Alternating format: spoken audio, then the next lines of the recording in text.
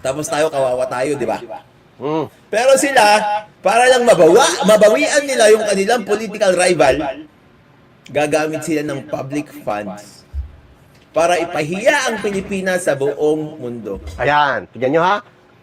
Bakit sinabi ito ng fake news na si Libayan? Nagagamit daw ng public funds ang gobyerno para sirain ang Pilipinas sa mundo. Bakit? Kasi ito yung sinasabi ni Atty. Claire, shout out kay Atty. Claire Castro, na sinasabi niya, ang nag-shoulder ng eroplano na sinakyan ni Digong papuntang Dahig ay ang gobyerno.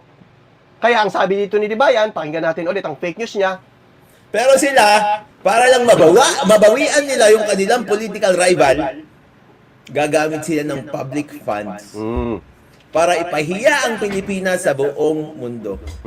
Abogado yan ha. Abogado yan. Bobo nga lang. Ang pinalalabas niya, yung Pilipinas ang gumamit ng public fund para sirain yung Pilipinas. Anong klaseng ano ka? Anong klaseng vlogger ka? Anong klaseng abogado ka? Ganyan ka kabobo. O Atty. Claire, ngayon alam mo na kung bakit ko sinasabihan ang bobo itong si Libayan. Di ba dati magkakampi kayo? Kapag tinatawag kong bobo yan, ano sa tingin mo, Atty. Claire, ang ano mo, ang nararamdaman mo? Sa tingin mo, mali ako? O ngayon mo sabihin, mali ako? Tignan mo ang ginagawa ng dati mong kakampi na bobo na si Atty. Rani Randolph Libayan. Tandaan nyo guys ha, obligasyon ng Pilipinas naggastusan yung pagpapadala kay Duterte doon. Dahil yon ang kasunduan nila sa Interpol. Yun ang kasunduan nila sa Interpol. At hindi nila pwedeng labagin ito. Dahil kapag tayo naman ang hihiling sa Interpol na arestuhin yung mga wanted sa ibang bansa na isang Pilipino, ano ang gagawin ng Interpol? Wala rin silang magagawa kung hindi ito ay arestuhin. Kaya hindi natin pwede itong tutulan. At kung ito ay naaresto at nadala doon, of course, sigaw ng kabilang panig, illegal yan! Pero sigaw naman ng kabilang panig, legal yan.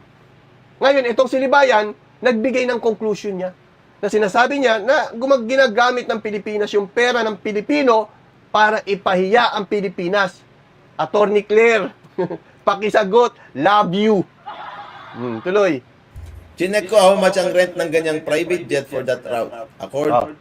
Chinek-raw niya kung magkano. Ito pa isa si DJ Bombay. Ano pala ito si Bombay? Active pa pala ito. Sabi dito, no? Chinek ko how much ang rent sa ganyang private jet for the route according kay Miss Copa, ano siya? MS Copilot. Si Copilot. Nagpaparent na pala si Copilot ngayon ng jet. Ha? Ay, Piskal, sensya ka na. Nakapag-warm up kasi ako eh. Tingnan nyo, Copilot naman ngayon. Ay, yung nakita sa GPT, Copilot na. At sa isang website na tinignan ko, around 160 to 170k USD. Ganun daw yung binayad ng Pilipinas. Buti ka pa, alam mo. Baka umutang sa Bombay, magkano ba hulugan ng ganyang kalaki? Mahal yan. Ganyan, magkano daily niyan?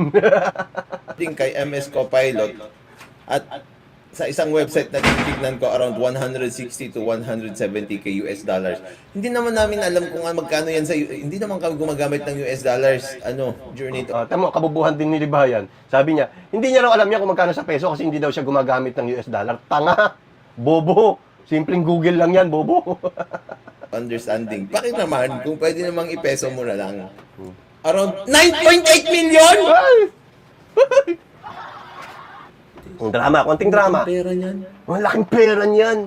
Tingnan nyo pinaniwala niya rito yung mga tao na yan ang binayaran. Sinong reference niya? Si DJ Bombay.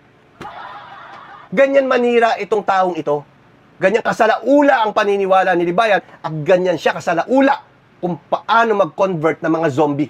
Ayoko na. End live na tayo. Medyo nag-shoot yung heart ko ng konting pain.